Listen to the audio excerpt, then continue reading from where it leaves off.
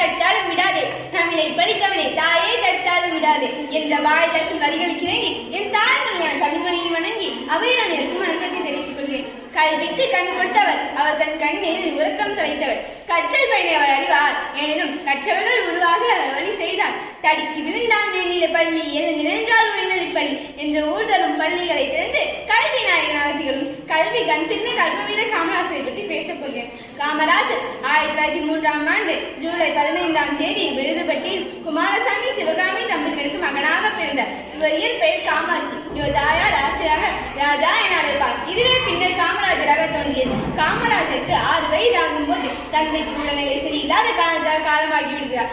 ஆகையால் பள்ளி படிப்பில் தொடர முடியாமல் பாதியிலே முடித்துவிட்டு தனது மாமாவின் குடிகளில் வேலை செய்கிறார். பிறகு தன்னுடைய 16 வயதில் காங்கிரஸ் கட்சியில் தன்னை இணைத்துக் கொள்கிறார். காங்கிரஸ் கட்சியின் தலைவருமான முதன்மை பேச்சாளருமான திரு சத்தியமூர்த்தி அவர்களை தனது அரசியல் குழுவாக ஏற்றுக்கொள்கிறார். முதலில் 1952 நாடாளுமன்ற தேர்தலை சாத்தூர் வென்று தமிழ்நாட்டு காங்கிரஸ் கட்சியின் கமிட்டி தலைவரானார்.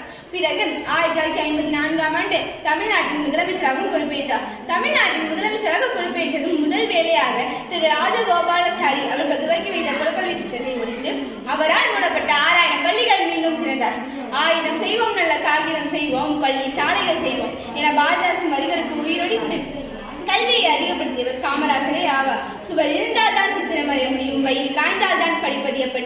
இதனால் காமராசர் அவர்கள் 17,000 பள்ளிகளை புதிதாக திறந்தார்.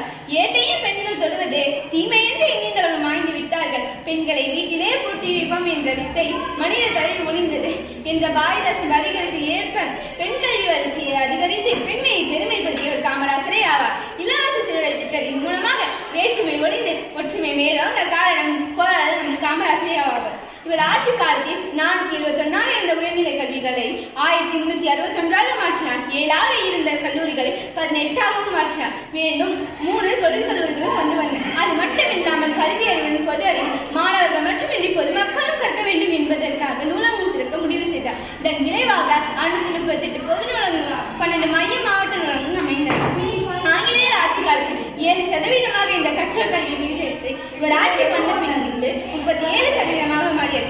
1954 முதல் 1963 வரை 9 ஆண்டுகள் முதலமைச்சராக பதவி வகித்தார். இவர் ஆட்சியில் இருந்த காலம் தமிழ்நாட்டில் பொற்காலம் என அழைக்கப்படுகிறது. எட்டா கனியா இருந்த கல்வியை உயர்ந்தவன் தாழ்ந்தவன் ஏழை பணக்காரன் என பாகுபாடின்றி கிடைத்ததால் இவரை கல்வி கண்டிருந்த கர்மவீர காமராசர் என அழைத்து மன்றினோம். தனது வாழ்நாள் முழுவதும் பல மகத்தான திட்டங்களை கொண்டு வந்த காமராசர் அக்டோபர் 2 1925 தனது 72வது வயதில் காலமாகிறார். குலக்கல்வி திட்டத்தை ஒழித்தவரே, கல்விக்கு கண் கொடுத்தவரே, இலவச கல்வியை தொடங்கியவரை, மழலைக்கு